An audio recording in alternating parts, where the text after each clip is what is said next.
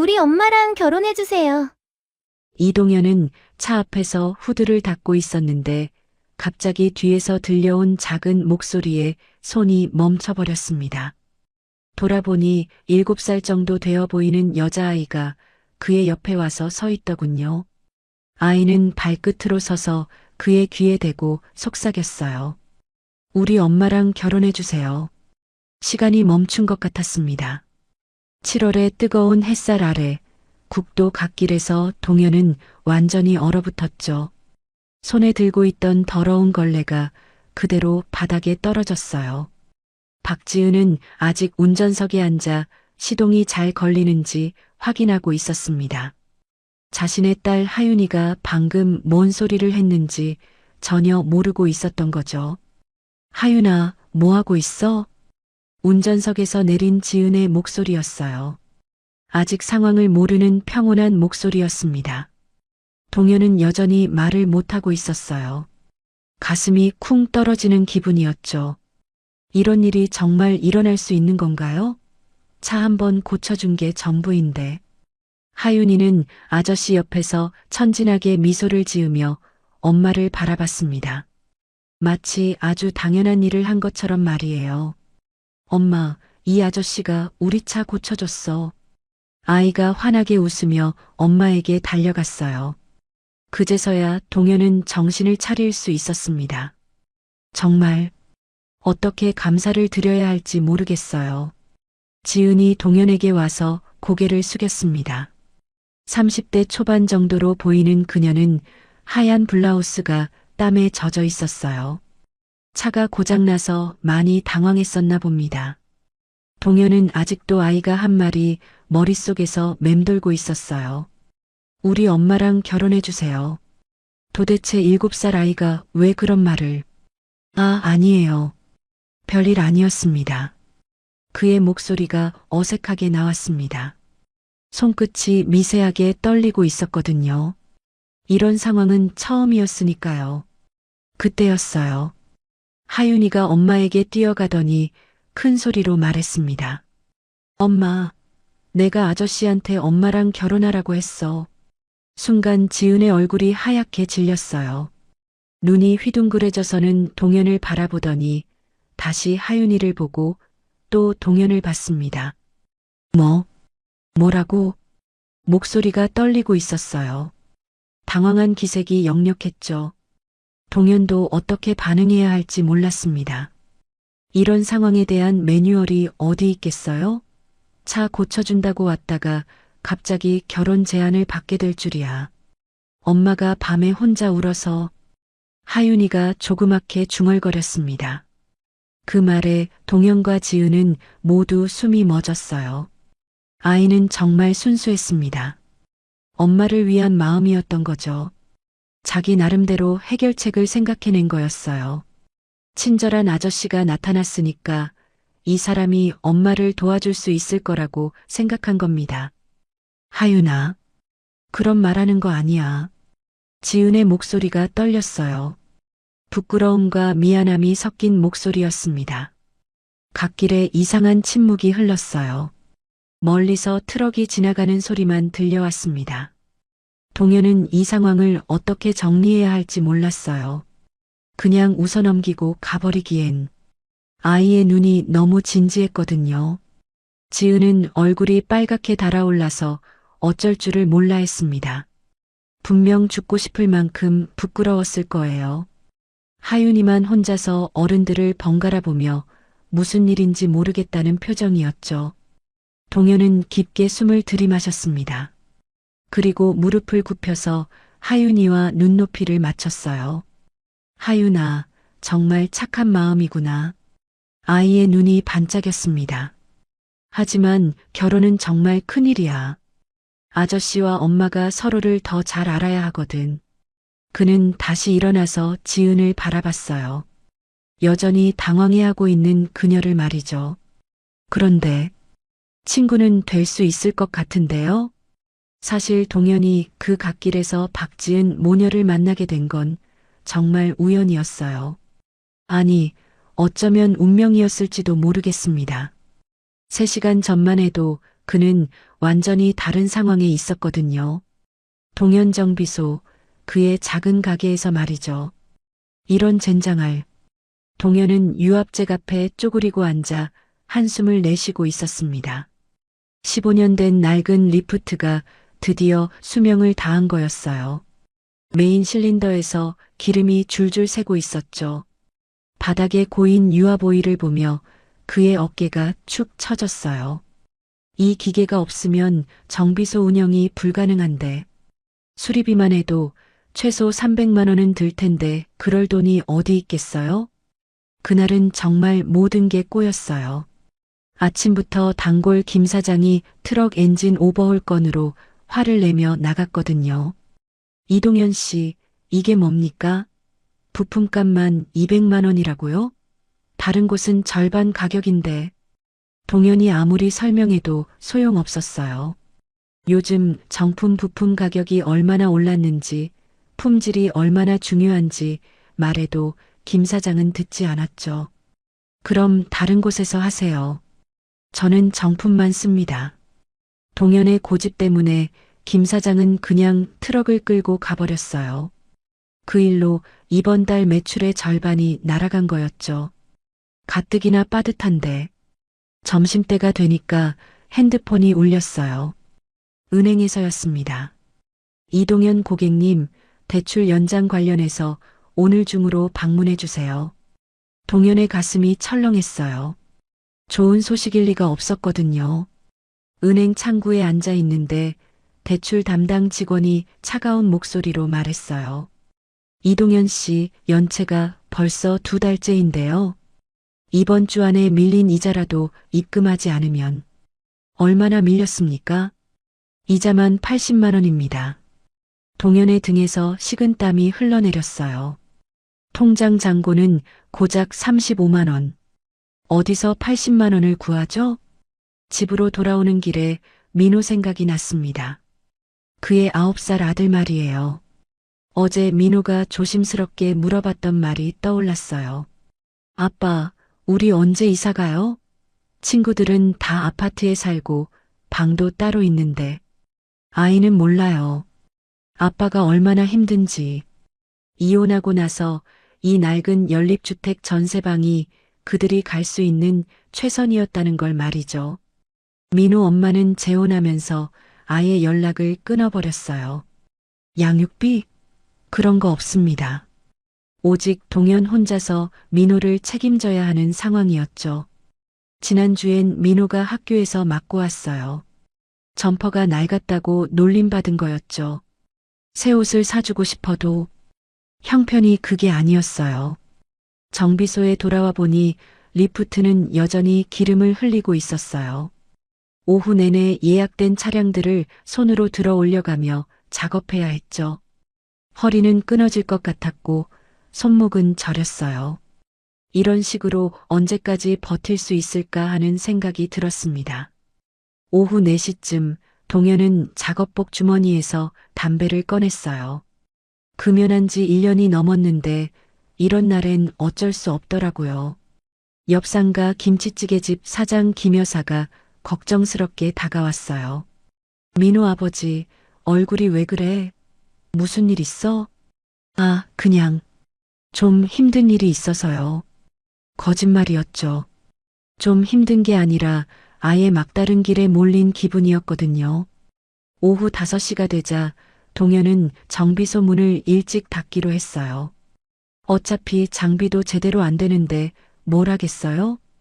민호는 학교 방과 후교실에 있을 텐데. 집에 가서 라면이라도 끓여주고 내일 일은 내일 생각하자는 마음이었어요. 낡은 봉고 트럭에 시동을 걸면서 문득 이런 생각이 들었습니다. 이렇게 사는 게 맞나? 아이에게 미안하지 않나? 정말 모든 걸 포기하고 싶었어요. 어디 공장이라도 들어가서 월급이나 받으며 사는 게 나을 것 같았죠. 적어도 매달 정해진 돈은 들어올 테니까요.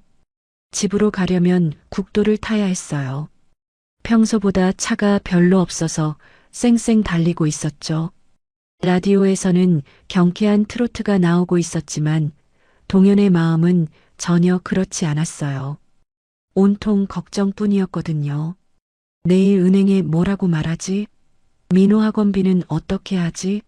리프트 수리비는 또 어디서? 창밖으로 지나가는 논밭을 보며 그는 생각했어요. 차라리 농사라도 짓는 게 나을까? 하지만 땅도 없고 나이도 이미 40이 다 되어 가는데. 그때였어요. 저 앞쪽에서 하얀 연기가 모락모락 피어오르는 게 보였죠. 처음엔 그냥 지나가려고 했어요.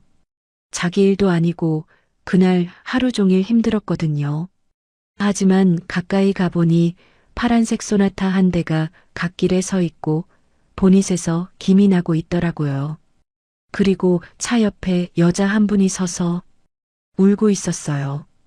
뒷좌석엔 작은 아이가 앉아 있었고요. 아이는 창밖을 보며 무서워하는 표정이었죠. 동현은 그냥 지나갈 수 없었어요. 아무리 자신이 힘들다고 해도 자신보다 더 급한 사람이 있는데 모른 척할 순 없었거든요. 특히 아이가 있는 걸 보니까 민호 생각이 났어요. 만약 자신이 민호와 함께 길에서 차가 고장났다면 누군가 도와주길 바랐을 테니까요. 동현은 트럭을 갓길에 세우고 비상등을 켰습니다. 뒷차들이 위험하지 않게 말이죠. 안녕하세요. 무슨 일이세요? 동현이 다가가자 그 여자분이 깜짝 놀라며 고개를 들었어요. 눈이 빨갛게 부어 있었죠. 이 사람이 바로 박지은이었습니다. 초등학교 교사인 그녀는 그날 하윤이와 함께 시골 할머니를 뵈러 가는 길이었어요. 죄송해요. 차가 갑자기 이상해져서. 지은의 목소리가 떨리고 있었어요. 정말 많이 당황한 상태였죠. 저 정비소 운영하고 있어요. 한번 봐드릴까요? 그때 뒷좌석에 있던 하윤이가 창문을 내리더니 조그맣게 말했어요. 엄마가 울고 있어요. 그 말에 동현의 가슴이 뭉클해졌습니다. 아이도 얼마나 무서웠을까요? 보닛을 열어보니 역시나 라디에이터 호스가 터진 거였어요. 여름철엔 흔한 고장이었죠. 다행히 큰 문제는 아니에요. 호스만 갈아주면 됩니다. 동현이 말하자 지은의 얼굴에 희망이 스쳤어요. 얼마나 들까요? 조심스럽게 물어보는 지은의 목소리에서 경제적으로 여유가 없다는 게 느껴졌어요. 그녀의 지갑을 보니 10,000원짜리 몇 장이 전부였죠. 그 순간 동현은 결심했습니다. 이분에게는 돈을 받지 않기로. 부품비만 받을게요. 공임은 서비스고요. 사실 그것도 거짓말이었어요. 부품비도 받지 않을 생각이었거든요. 지은이 놀란 표정으로 동현을 바라봤어요. 정말요? 그런데 저희가 이렇게 신세를 져도 되는 건가요?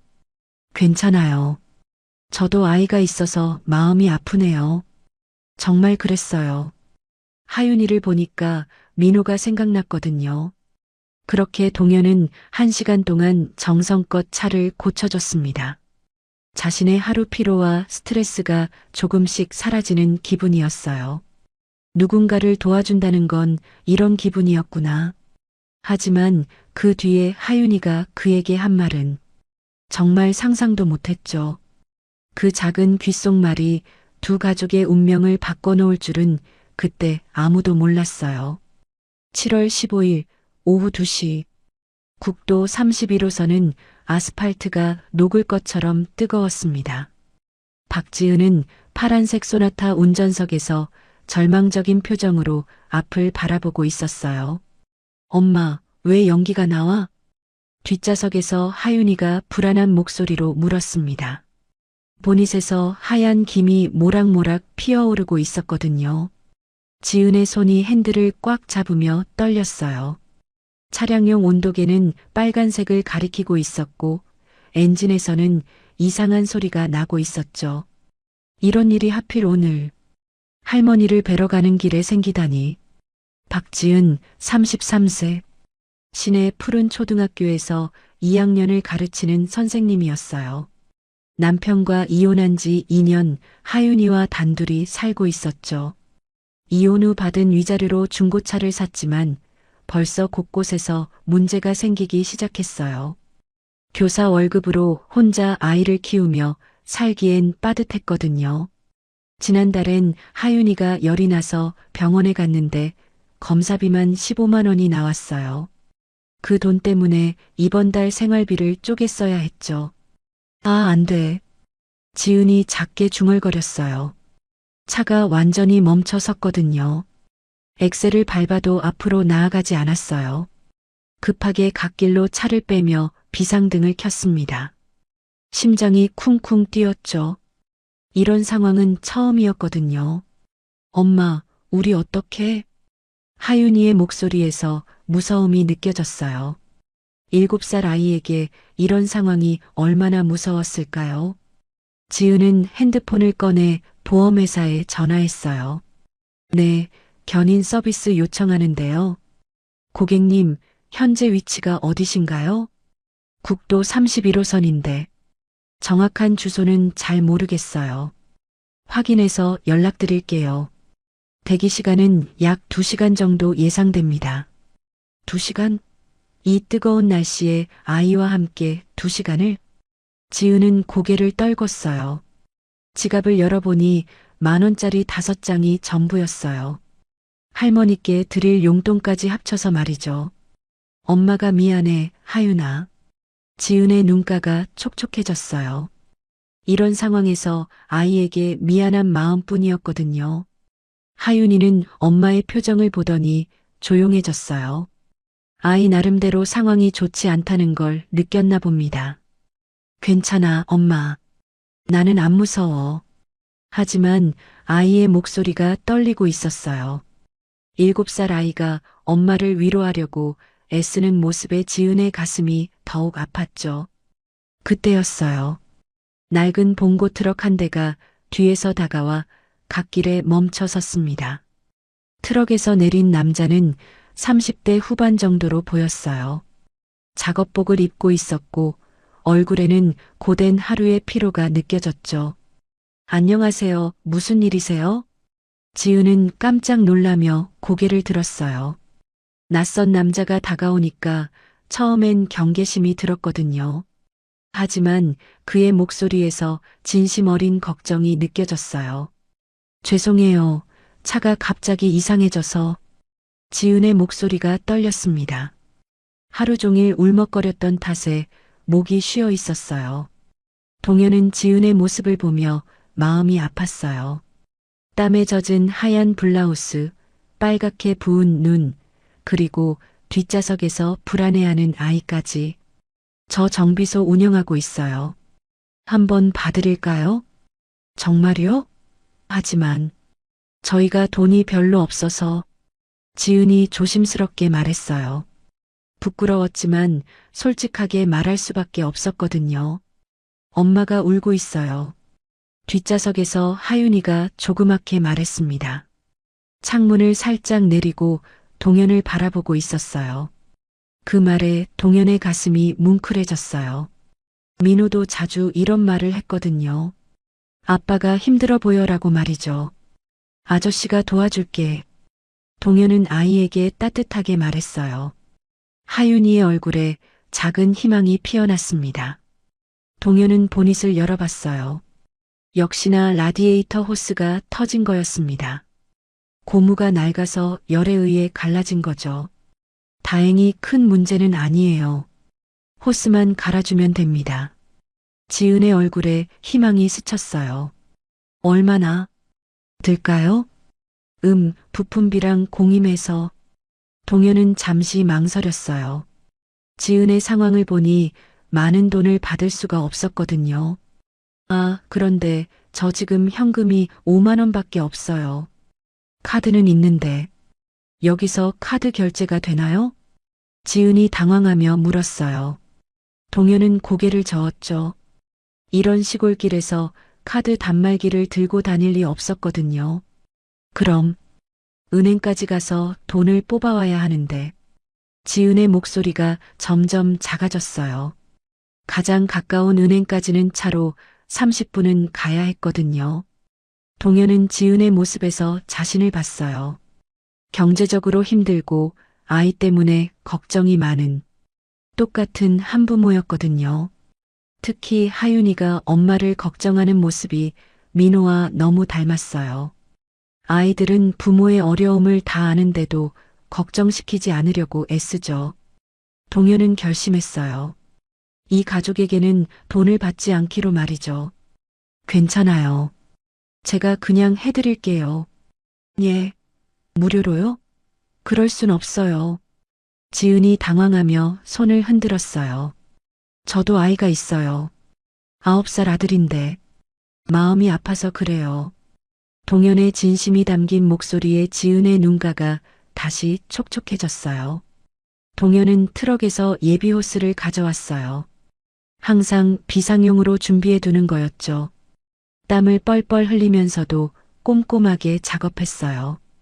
호스뿐만 아니라 다른 부분들도 점검해 줬죠. 냉각수도 좀 부족하네요. 제가 보충해 드릴게요. 정말 고마워요. 어떻게 감사를 드려야 할지. 지은이 계속 고개를 숙였어요. 이런 친절을 받아본 게 언제였는지 기억도 안 났거든요. 하윤이는 차 밖으로 나와 동현이 일하는 모습을 지켜봤어요. 아저씨가 얼마나 정성스럽게 차를 고치는지, 엄마가 얼마나 고마워하는지 다 보고 있었어요. 아저씨, 더워요? 물 드릴까요?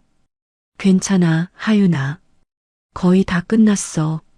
동현이 아이에게 웃어주자 하윤이도 환하게 웃었어요. 자, 이제 시동 걸어보세요. 동현이 더러워진 손을 닦으며 말했어요. 지은이 조심스럽게 시동을 걸었죠. 엔진 소리가 부드럽게 돌아갔어요. 아까 그 끔찍한 소리는 온데간데 없이 사라졌죠. 정말 고쳐진 건가요? 지은의 목소리에는 믿기지 않는다는 기쁨이 담겨 있었어요. 정말 어떻게 감사를 드려야 할지 연락처라도 알려주세요. 나중에 꼭 보답하고 싶어요.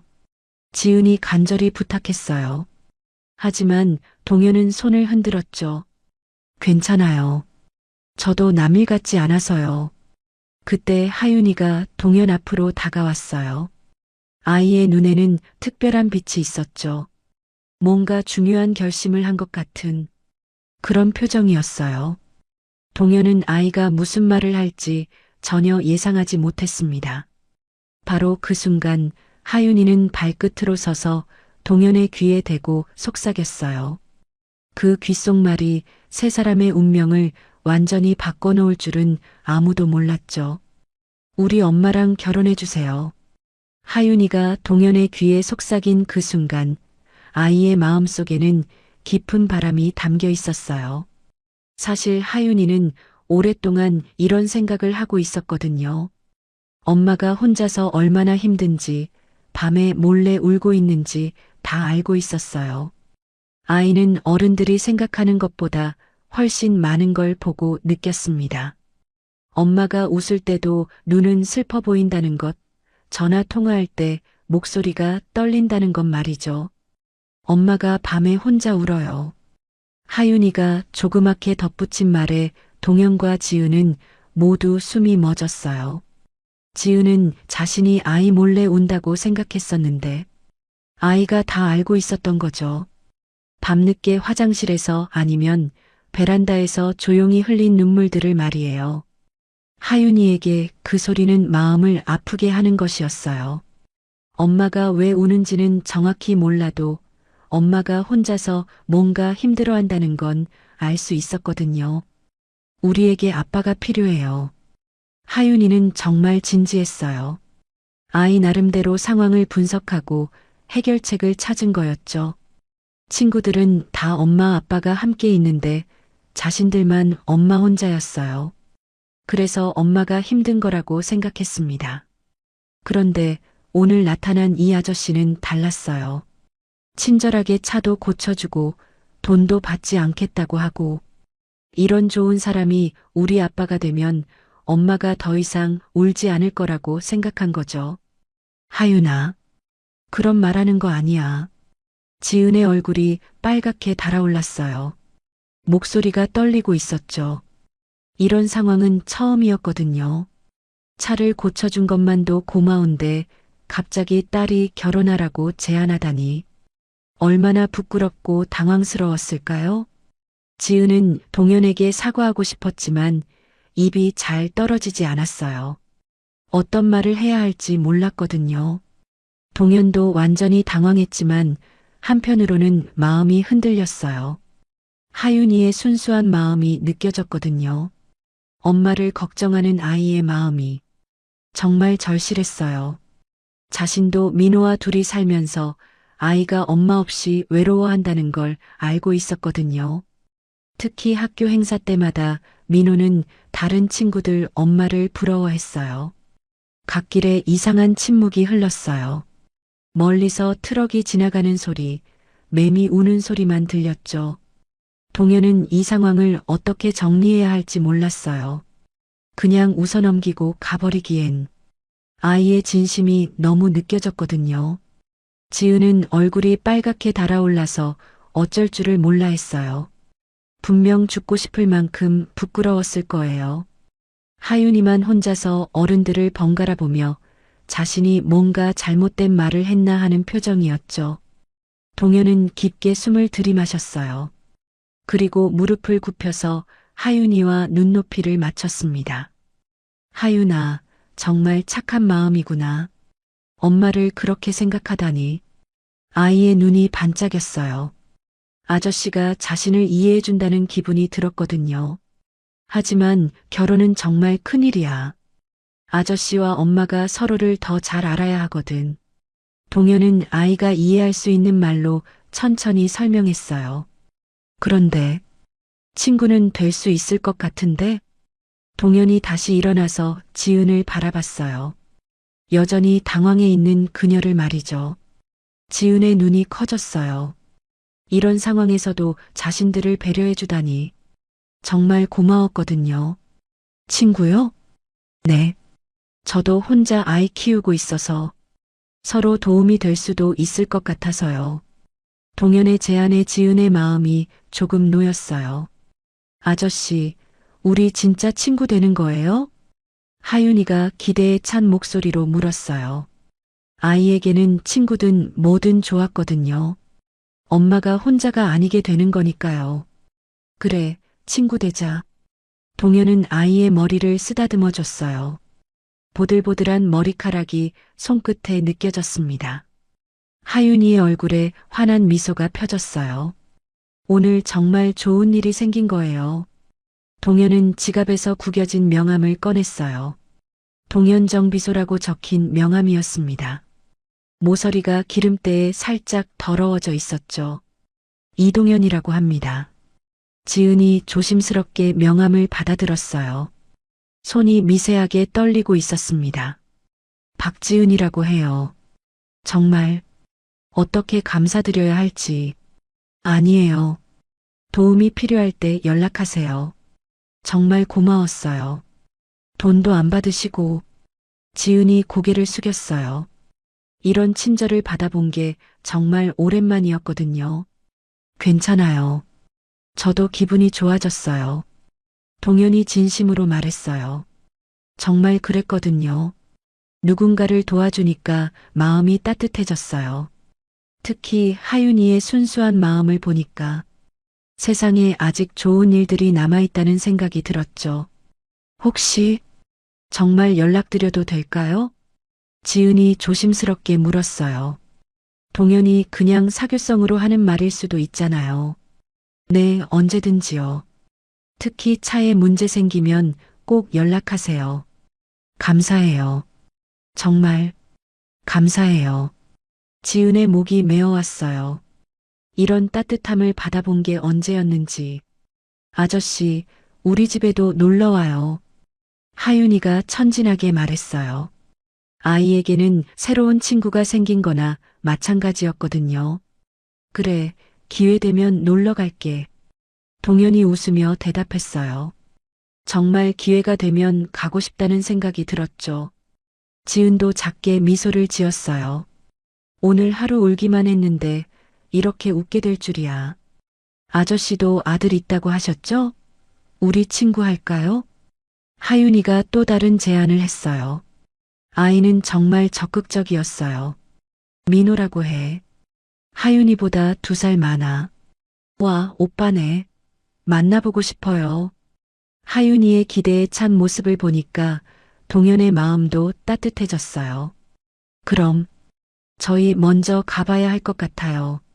할머니께서 기다리고 계셔서. 지은이 아쉬운 듯 말했어요. 정말 오랜만에 마음 편한 시간이었거든요. 네, 조심히 가세요. 연락 기다릴게요. 동현이 손을 흔들었어요. 하윤이는 차에 타면서도 계속 손을 흔들었어요. 아저씨, 꼭 연락해요.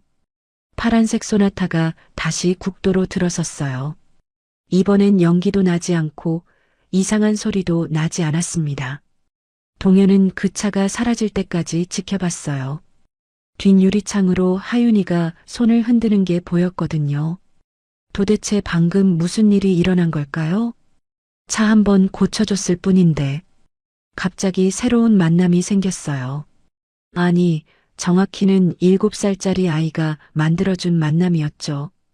동현은 툴박스를 들고 자신의 트럭으로 걸어갔어요. 하지만 마음 한편에는 묘한 기대감이 스며들고 있었습니다. 과연 박지은 씨가 정말 연락을 할까요?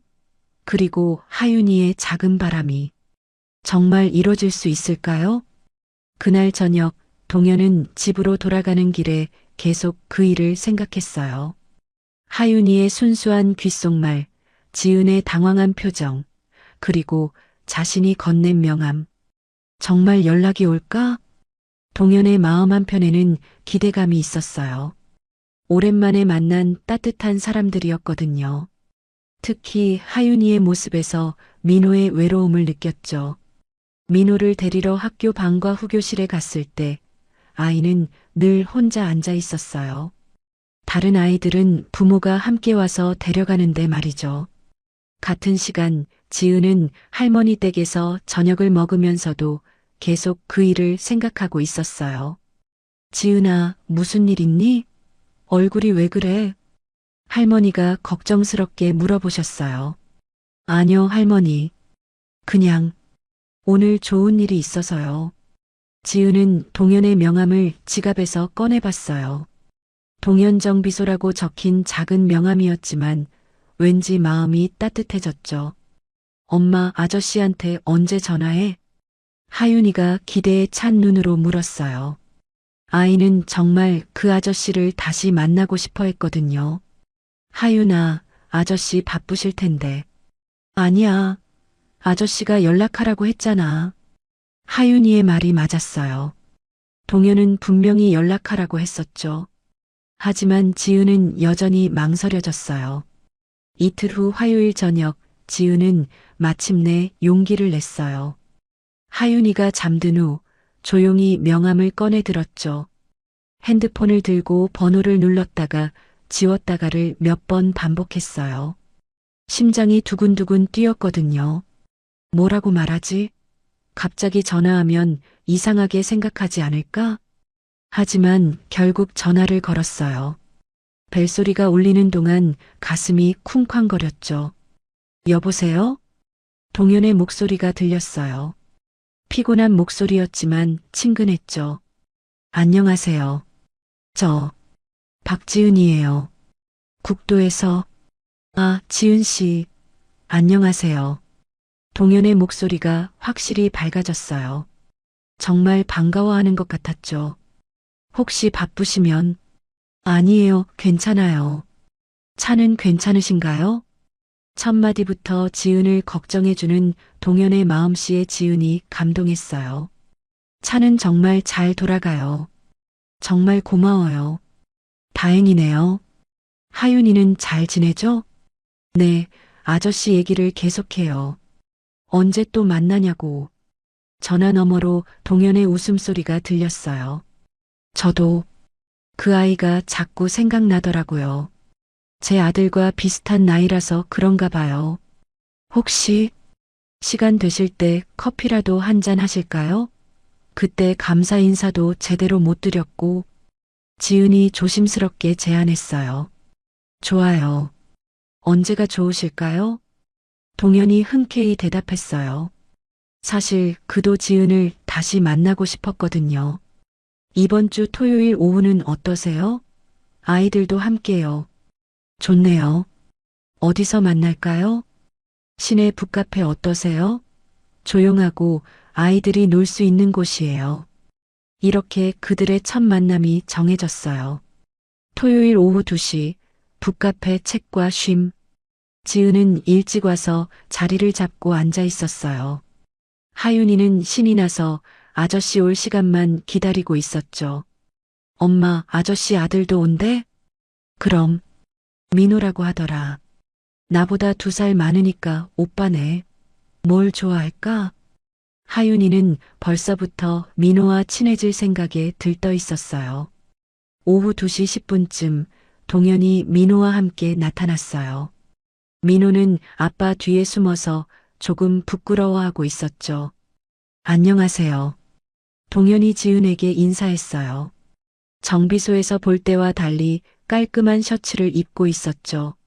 안녕하세요. 일찍 왔어요. 지은도 평소보다 신경 써서 옷을 입었어요. 연한 분홍색 원피스에 가디건을 걸쳤죠. 안녕. 나는 하윤이야. 하윤이가 먼저 다가가서 인사했어요. 민호는 여전히 아빠 뒤에서 쭈뼛거리고 있었고요. 민호야, 인사해. 동현이 부드럽게 말하자 민호가 작게 인사했어요. 안녕. 나는 민호야. 오빠, 뭐 좋아해? 나는 그림 그리기 좋아해. 하윤이의 적극성에 민호가 조금씩 마음을 열었어요. 아이들이 책을 보러 간 사이 동현과 지은은 마주 앉았어요. 처음엔 서로 어색했죠. 커피 드릴게요. 뭘로 하실래요? 아메리카노로 주세요. 저도 같은 걸로요. 지은이 주문하러 가는 동안 동현은 카페 안을 둘러봤어요. 아늑하고 조용한 분위기였죠. 이런 곳에 온 게 정말 오랜만이었어요. 민호 아빠는 이혼하신 지 얼마나 되셨어요? 지은이 조심스럽게 물었어요. 2년 정도 됐어요. 지은 씨는? 저도 비슷해요. 2년 조금 넘었고요. 서로 비슷한 처지라는 걸 확인하니까 조금 마음이 놓였어요. 힘드시죠? 동현이 진심으로 물었어요. 같은 상황이니까 얼마나 힘든지 알 수 있었거든요. 처음에는 정말 힘들었어요. 모든 걸 혼자 해야 한다는 게. 지은의 목소리가 작아졌어요. 저도 그랬어요. 특히 민호가 아픈 날엔 정비소 문을 닫고 병원에 데려가야 하니까 수입도 없어지고. 맞아요. 하윤이 열날 때 학교도 못 가고 서로의 어려움을 나누니까 마음이 한결 가벼워졌어요. 민호는 성격이 어떤가요? 조용한 편이에요. 좀 내성적이고 친구 사귀는 것도 어려워해요. 하윤이는 정반대예요. 너무 적극적이어서 때로는 걱정되기도 하고. 2사람은 웃었어요. 아이들 얘기를 하니까 자연스럽게 대화가 이어졌죠. 혹시 주말에 시간 되실 때가 많으신가요? 동현이 조심스럽게 물었어요. 네, 주말엔 비교적 여유 있어요. 동현 씨는?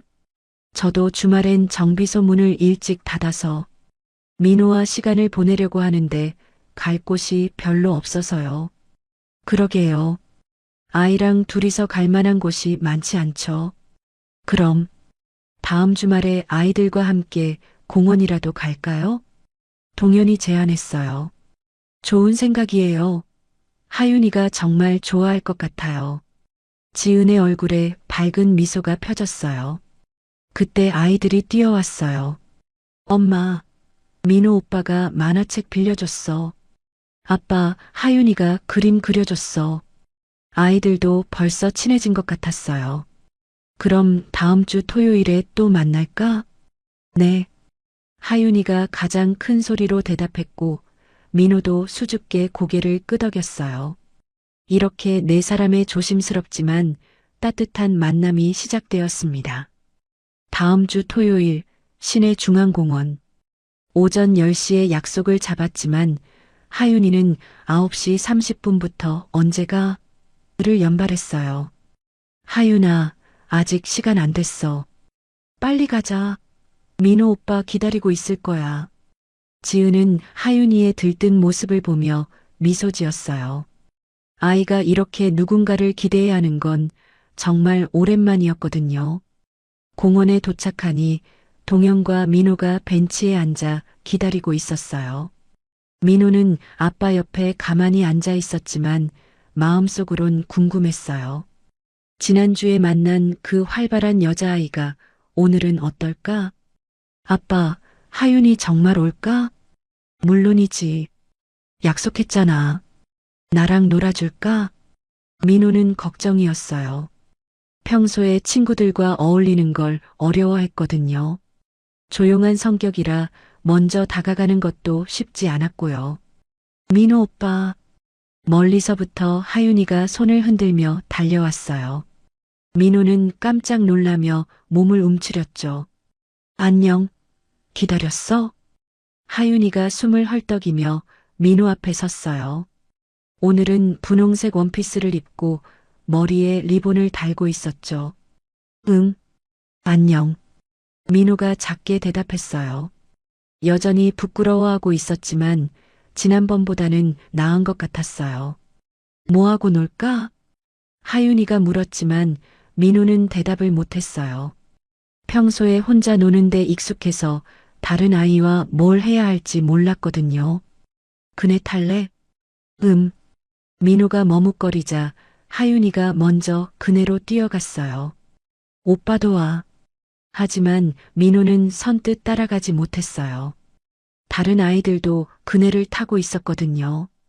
민호가 좀 내성적이라서 걱정이에요. 동현이 지은에게 조심스럽게 말했어요. 괜찮아요. 하윤이가 워낙 활발해서 금세 친해질 거예요. 하지만 지은도 속으론 걱정됐어요. 하윤이가 너무 적극적이어서 민호를 부담스럽게 하는 건 아닐까 하고 말이죠. 두 어른은 멀리서 아이들을 지켜보며 마음을 졸였어요. 한참 혼자 그네를 타던 하윤이가 민호에게 다가왔어요. 오빠, 왜 안 와? 그냥 다른 애들이 많아서. 민호의 말에 하윤이는 금세 이해했어요. 오빠가 다른 아이들이 많은 곳을 싫어한다는 걸 알아차린 거죠. 그럼 저쪽 가자. 하윤이가 사람이 별로 없는 잔디밭 쪽을 가리켰어요. 잔디밭에 앉은 두 아이. 처음엔 조용했지만 하윤이가 가방에서 스케치북을 꺼냈어요. 오빠, 그림 볼래? 민호의 눈이 반짝했어요. 사실 민호도 그림 그리는 걸 좋아했거든요. 우와, 잘 그렸다. 정말? 오빠도 그림 그려? 응, 조금. 뭐 그리는 걸 좋아해? 로봇이랑 자동차. 나도 로봇 좋아해. 같이 그려볼까? 하윤이가 색연필을 민호에게 내밀었어요. 민호는 처음엔 망설이다가 색연필을 받았죠. 뭐 그릴까? 변신하는 로봇? 좋아. 두 아이는 스케치북을 사이에 두고 함께 그림을 그리기 시작했어요. 멀리서 지켜보던 동현과 지은의 얼굴에 미소가 지어졌어요. 다행이네요. 민호가 웃고 있어요. 동현이 안도의 한숨을 쉬었어요. 민호가 다른 아이와 이렇게 자연스럽게 어울리는 건 정말 오랜만이었거든요. 하윤이도 즐거워하고요. 보통은 혼자 그림만 그렸는데 아이들이 서로에게 좋은 영향을 주는 것 같아요. 오빠 숨바꼭질 할래? 여기서? 하윤이의 제안에 민호가 고개를 끄덕였어요. 평소라면 절대 하지 않았을 게임이었죠. 가위바위보로 술래 정하자. 가위바위보. 하윤이가 졌어요. 민호는 나무 뒤에 숨었고 하윤이는 눈을 감고 숫자를 세었죠. 배고프다. 민호가 작게 중얼거리자 하윤이가 가방에서 김밥을 꺼냈어요. 엄마가 싸줬어. 같이 먹자. 나도 있어. 민호도 아빠가 사준 샌드위치를 꺼냈어요. 바꿔 먹어볼까? 좋아. 두 아이는 서로의 음식을 나눠 먹으며 더욱 가까워졌어요. 하윤아, 너 재밌다. 민호가 처음으로 먼저 말을 걸었어요. 하윤이의 얼굴이 환해졌죠. 정말? 나도 오빠 좋아. 우리 계속 친구하자. 당연하지. 민호의 얼굴에도 환한 미소가 펴졌어요. 오랜만에 보는 진심 어린 웃음이었죠. 아이들이 놀고 있는 동안 동현과 지은도 자연스럽게 대화했어요. 민호 표정이 완전히 달라졌어요. 하윤이도요. 집에서는 혼자 놀 때가 많았는데 아이들이 친구가 생기니까 좋네요. 정말 다행이에요. 민호가 이렇게 밝은 모습을 보여준 게 언제였는지 동현의 목소리에 감동이 담겨 있었어요. 아빠, 하윤이가 나한테 그림 가르쳐 줬어. 민호가 뛰어와서 자랑했어요. 손에는 색연필로 그린 로봇 그림이 들려 있었죠. 우와, 정말 잘 그렸네. 민호 오빠가 로봇 변신하는 거 그려줬어. 하윤이도 신이 나서 그림을 보여줬어요. 벌써 집에 가야 해? 민호가 아쉬워했어요. 평소라면 집에 빨리 가고 싶어 했는데 오늘은 달랐죠. 나도 더 놀고 싶어. 하윤이도 마찬가지였어요. 다음 주에 또 만날까? 동현이 제안했고 지은이 고개를 끄덕였어요. 좋아요. 헤어질 시간이 되자 두 아이는 아쉬워했어요. 민호 오빠 다음 주에 꼭 와. 응, 꼭 올게. 민호가 확실하게 대답했어요. 이런 모습을 보는 게 얼마만인지. 동현과 지은은 서로를 바라봤어요. 아이들뿐만 아니라 자신들에게도 새로운 희망이 생긴 것 같았거든요. 그럼 다음 주에요. 네, 다음 주에 봬요. 네 사람 모두의 얼굴에는 환한 미소가 떠 있었어요. 오늘은 정말 특별한 하루였습니다. 마치 한 가족처럼 자연스러웠던 그 시간들. 각자의 마음 속에는 새로운 가능성이 피어나고 있었어요. 공원에서의 만남 이후 몇 주가 흘렀어요. 어느새 네 사람은 자연스럽게 서로의 일상 속으로 들어가 있었습니다. 화요일 저녁 지은의 핸드폰이 울렸어요. 지은 씨, 혹시 바쁘세요? 동현의 목소리였어요. 조금 당황스러운 느낌이었죠. 아니요, 괜찮아요. 무슨 일이세요? 갑자기 급한 수리건이 들어와서 민호 학원 픽업을 못할 것 같아서요. 아, 그럼 제가 하윤이 데리러 갈 때 민호도 함께 데려올게요. 지은이 주저없이 대답했어요. 이미 몇 번 그런 적이 있었거든요. 정말 괜찮으세요? 너무 폐를 끼치는 것 같아서. 괜찮아요. 하윤이도 민호랑 함께 있는 걸 좋아해요. 정말 그랬어요. 하윤이는 민호 오빠와 함께 있을 때 더 행복해 했거든요. 1시간 후 지은이 두 아이를 데리고 집에 왔어요. 숙제부터 하자. 네. 민호가 대답했어요. 요즘 민호는 하윤이와 함께 있을 때 훨씬 적극적이었어요. 오빠, 나도 옆에서 할게. 하윤이도 민호 옆에 앉아서 자신의 숙제를 꺼냈어요. 지은은 두 아이가 나란히 앉아 공부하는 모습을 보며 따뜻한 기분이 들었어요. 저녁 8시쯤 동현이 민호를 데리러 왔어요. 정말 고마워요. 어떻게 보답해야 할지. 별 말씀을요. 저도 도움이 되는 일이 있으면 언제든 말해요. 그럼 이번 주말에 차 점검해 드릴게요. 요즘 이상한 소리 난다고 하셨잖아요. 이렇게 서로 도우며 자연스럽게 가까워지고 있었어요. 토요일 아침 동현이 공구를 들고 지은의 집에 왔어요. 차 한번 봐드릴게요. 고마워요. 커피 드릴게요. 지은이 커피를 내리는 동안 아이들은 거실에서 함께 만화를 보고 있었어요. 아저씨가 차 고쳐주는 거야? 하윤이가 민호에게 물었어요. 응, 우리 아빠 차 고치는 거 진짜 잘해. 민호가 자랑스럽게 말했어요. 차 점검이 끝난 후 지은이 제안했어요. 저녁 같이 드실래요? 김치찌개 끓였는데 괜찮을까요? 너무 패가. 아니에요. 너무 많이 했어요. 동현이 고마운 마음으로 고개를 끄덕였어요. 집에서 라면 끓여 먹는 것보다 훨씬 좋았거든요. 식탁에 앉은 네 사람. 자연스럽게 대화가 오갔어요. 민호야, 많이 먹어. 지은이 민호에게 반찬을 올려주었어요. 고맙습니다.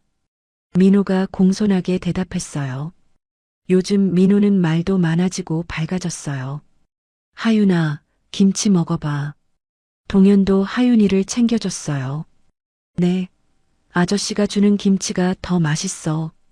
저녁을 먹으며 동현은 이상한 기분을 느꼈어요. 마치 정말 가족이 된 것 같은 따뜻함이었죠. 지은도 마찬가지였어요. 오랜만에 느끼는 완전한 안정감이었거든요. 이런 게 행복이구나. 두 사람 모두 마음속으로 같은 생각을 하고 있었어요. 하지만 모든 게 순조롭지만은 않았어요. 어느 날 저녁, 동현이 늦게 지은의 집에 민호를 데리러 왔어요. 죄송해요. 손님이 늦게 와서. 괜찮아요. 하지만 지은의 목소리에는 약간의 피로가 섞여 있었어요. 지은 씨, 혹시 제가 너무 부탁드리는 게 아닌가요? 동현이 조심스럽게 물었어요. 아니에요, 괜찮아요. 지은이 대답했지만 마음 한편으론 부담스러웠어요. 매번 민호를 돌봐주는 게 말이죠. 정말 미안해요. 다른 방법을 찾아볼게요. 며칠 후 두 사람은 카페에서 마주 앉았어요. 아이들은 학교에 있는 시간이었죠. 동현 씨, 우리 솔직하게 얘기해요. 지은이 먼저 말을 꺼냈어요. 저도 혼자 아이 키우느라 힘들어요. 도와드리고 싶지만 제 한계도 있고. 맞아요. 저도 그래요. 동현이 고개를 끄덕였어요. 우리가 너무 빨리 가는 건 아닐까요? 지은이 걱정스럽게 말했어요. 그럴 수도 있겠네요. 서로에게 의존하게 되는 것 같아서. 하지만 지은이 잠시 망설이다가 말했어요. 저는 이런 관계가 나쁘지 않아요. 혼자일 때보다 훨씬 좋거든요. 저도 그래요. 동현이 진심을 담아 말했어요. 가족이라는 게 꼭 혈연이어야 하는 건 아니잖아요. 서로 아끼고 돌봐주면. 맞아요. 아이들도 행복해하고. 두 사람은 서로를 바라봤어요. 마음속 깊은 곳에서 우러나오는 감정이었죠. 그럼 이렇게 하면 어떨까요? 동현이 제안했어요. 서로 힘들 때 도와주되 부담스러우면 솔직하게 말하는 거예요. 좋은 생각이에요. 그리고 아이들에게도 좋은 일인 것 같아요. 네, 민호가 정말 많이 밝아졌어요. 하윤이도요. 오빠가 생긴 것처럼 행복해해요. 다음 주 일요일, 네 사람은 함께 마트에 갔어요. 이거 사자. 하윤이가 과자를 들고 있었어요. 그건 너무 달아. 이거는 어때? 민호가 다른 과자를 추천했어요. 오빠가 고른 거면 좋을 거야. 우리 오늘 뭐 먹을까? 지은이 물었어요. 삼겹살은 어떠세요? 동현이 제안했어요. 좋아요. 아이들도 좋아할 거예요. 그럼 고기 사고, 야채도 사고. 장을 보는 동안 마치 정말 한 가족처럼 자연스러웠어요. 계산을 할 때도 서로 먼저 내겠다고 하고 짐을 나눠서 들고. 이제 정말 가족 같네요. 지은이 웃으며 말했어요. 그러게요. 좋은 가족이요. 동현도 웃으며 대답했어요. 아이들은 앞에서 손을 잡고 걸어가고 있었어요. 마치 진짜 남매처럼 말이죠. 그 모습을 보며 동현과 지은은 같은 생각을 했어요. 이런 행복이 계속 이어졌으면 좋겠다. 하지만 그들은 아직 서로에 대한 진짜 마음을 확인하지 못했어요. 그저 조심스럽게 한 걸음씩 다가가고 있을 뿐이었죠. 3개월이 흘렀어요. 어느 화요일 저녁 아이들은 민호의 집에서 숙제를 하고 있었고 동현과 지은은 부엌에서 설거지를 하고 있었어요. 접시 닦을게요. 지은이 동현 옆에 서서 설거지를 도왔어요. 어느새 이런 모습이 자연스러워져 있었죠. 고마워요. 동현이 미소 지으며 말했어요. 이런 평범한 일상이 얼마나 소중한지 느끼고 있었거든요. 설거지를 마치고 두 사람이 거실에 앉았어요. 아이들은 민호 방에서 조용히 놀고 있었죠. 지은이 깊게 숨을 들이마셨어요. 며칠 전부터 계속 하고 싶었던 말이 있었거든요. 동현 씨, 네, 제가 질문 하나 해도 될까요? 지은의 목소리가 평소보다 진지했어요. 그때 국도에서 저희를 도와주셨을 때 지은이 조심스럽게 말을 이어갔어요. 왜 그냥 지나가지 않으셨을까요? 하윤이가 그런 말을 했을 때도 왜 도망가지 않으셨어요? 동현의 가슴이 쿵 떨어졌어요. 지은이 정말 중요한 질문을 한 거였거든요. 동현은 잠시 생각했어요. 정말 솔직하게 대답해야겠다고 마음먹었죠. 사실 처음엔 그냥 지나가려고 했어요. 그런데 지은 씨 모습을 봤어요. 절망하고 계시는 모습을. 그리고 하윤이가 무서워하는 모습도. 동현의 목소리가 차츰 진해졌어요.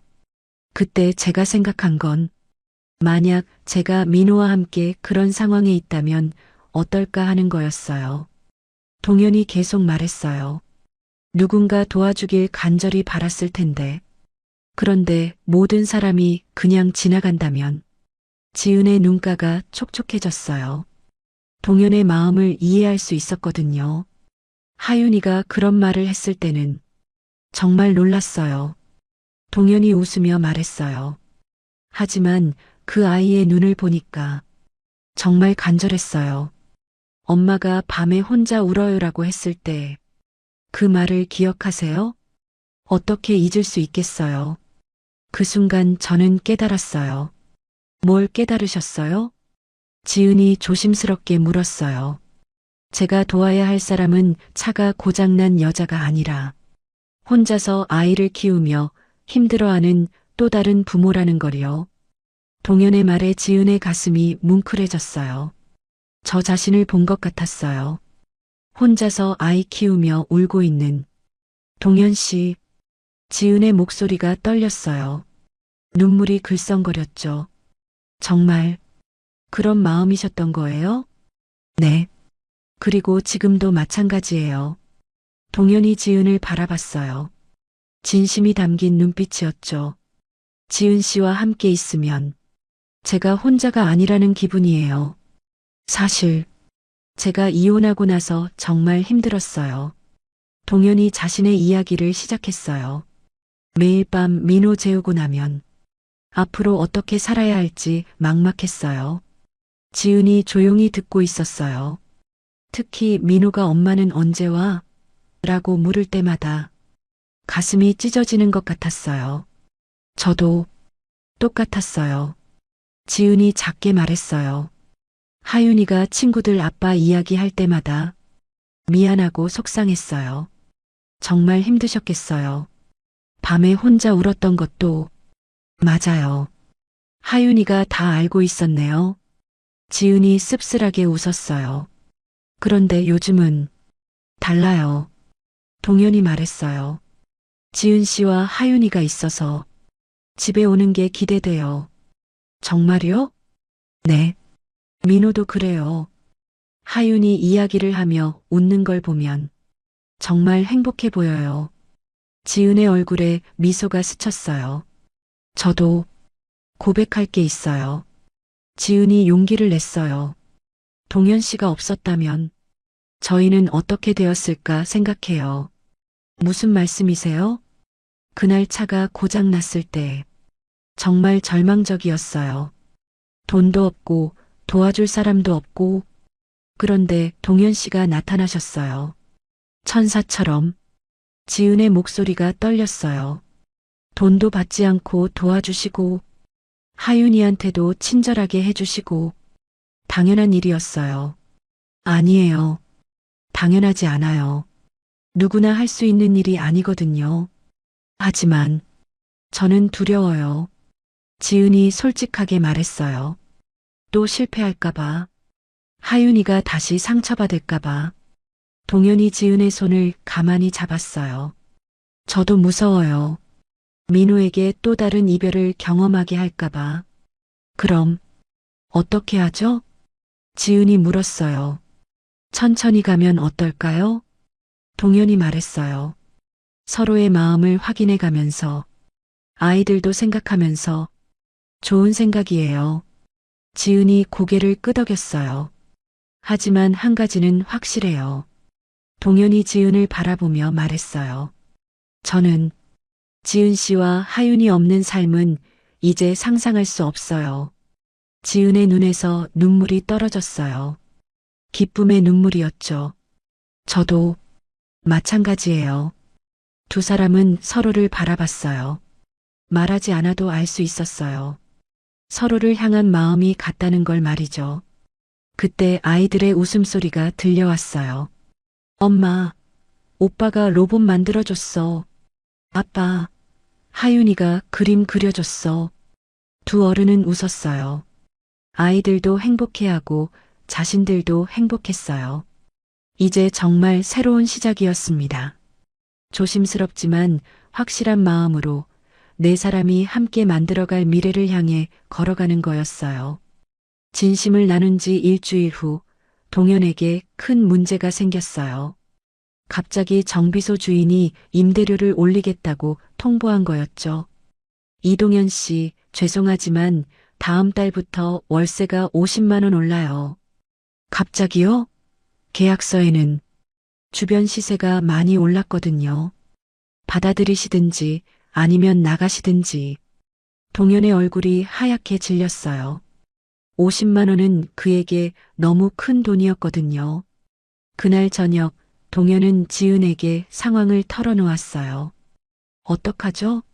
월세를 올려주자니 수입이 딸리고 다른 곳으로 이사하자니 보증금이 없고.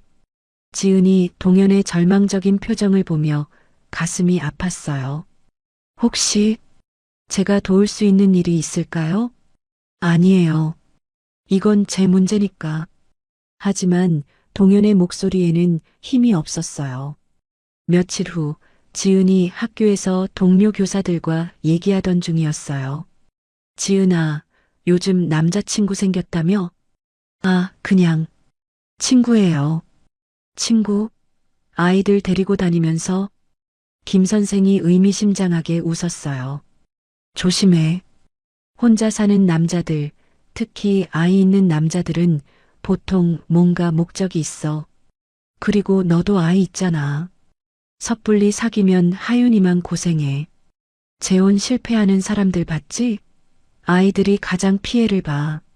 지은의 가슴이 답답해졌어요. 동료들의 말이 자꾸 머릿속에 맴돌았거든요. 정말 제대로 된 선택인 걸까? 하윤이에게 좋은 걸까? 의심이 들기 시작했어요. 동현도 마찬가지였어요. 정비소 근처 상인들이 이런저런 말을 했거든요. 동현이 형, 요즘 여자분이랑 잘 돼가나? 조심해야지. 여자들, 특히 애 딸린 여자들은 경제적으로 의존하려고 해. 아, 그런 게 아니야. 그래도 조심해. 형도 힘든데 남의 애까지 키울 여유 있어? 설상가상으로 민호가 갑자기 아팠어요. 고열로 응급실에 갔더니 폐렴 초기 증상이었죠. 입원하셔야겠어요. 의사의 말에 동현의 머리가 하얘졌어요. 병원비가 얼마나 나올지. 아빠, 나 많이 아파? 괜찮아. 금방 나을 거야. 하지만 동현의 마음은 무거웠어요. 지은이 병원으로 달려왔어요. 하윤이와 함께였죠. 민호야, 괜찮아? 네. 민호가 기운 없이 인사했어요. 동현 씨, 병원비 걱정하지 마세요. 제가 안 돼요. 그럴 순 없어요. 동현이 단호하게 말했어요. 자존심이 상했거든요. 왜 안 되는데요? 우리가 무슨 사이라고. 지은이 목소리를 높였어요. 그게 문제예요. 우리가 무슨 사이인지 명확하지 않잖아요. 그럼 뭐예요? 그냥 친구라는 거예요? 갑자기 둘 사이에 차가운 침묵이 흘렀어요. 지금은 그게 맞는 것 같아요. 동현의 말에 지은이 상처받았어요. 병원 복도에서 하윤이가 불안해했어요. 엄마, 왜 아저씨랑 싸워? 싸우는 게 아니야. 하지만 하윤이는 알고 있었어요. 어른들 사이에 뭔가 문제가 생겼다는 걸 말이죠. 민호 병실에서도 민호가 걱정했어요. 아빠, 지은 선생님이 화났어?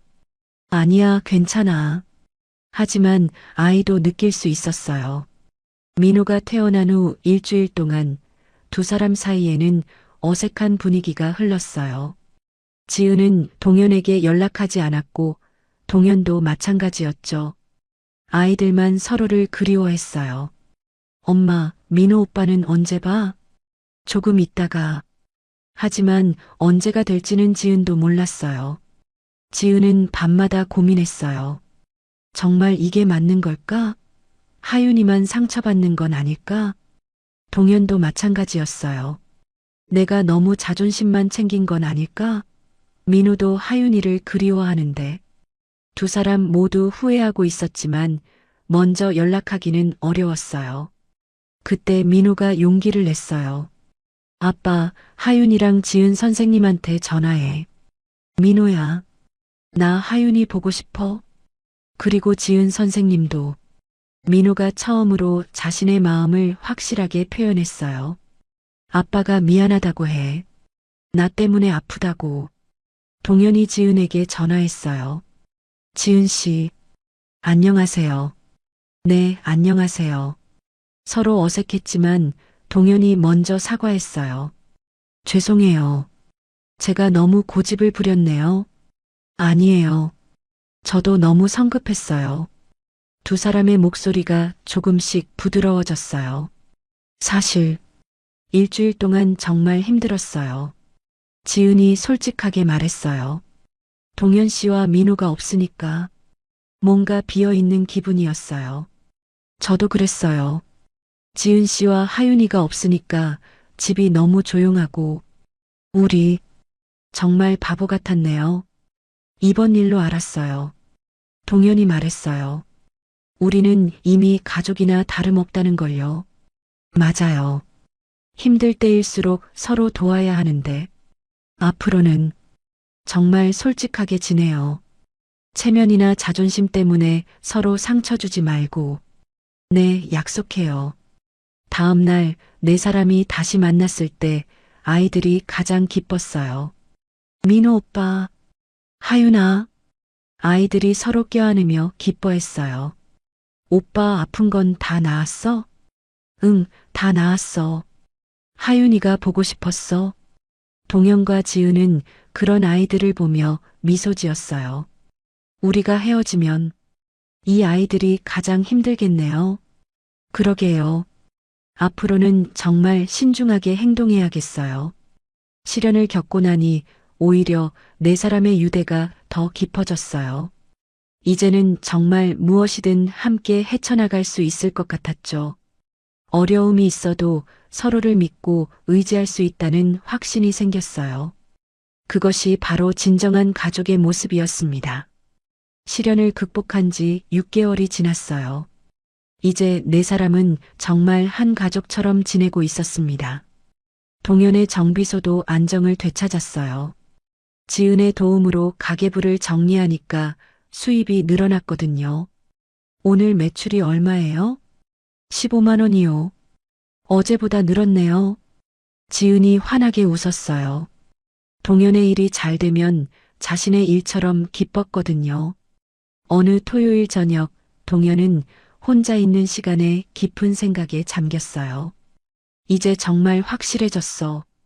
지은 씨와 하윤이 없는 삶은 상상할 수 없어.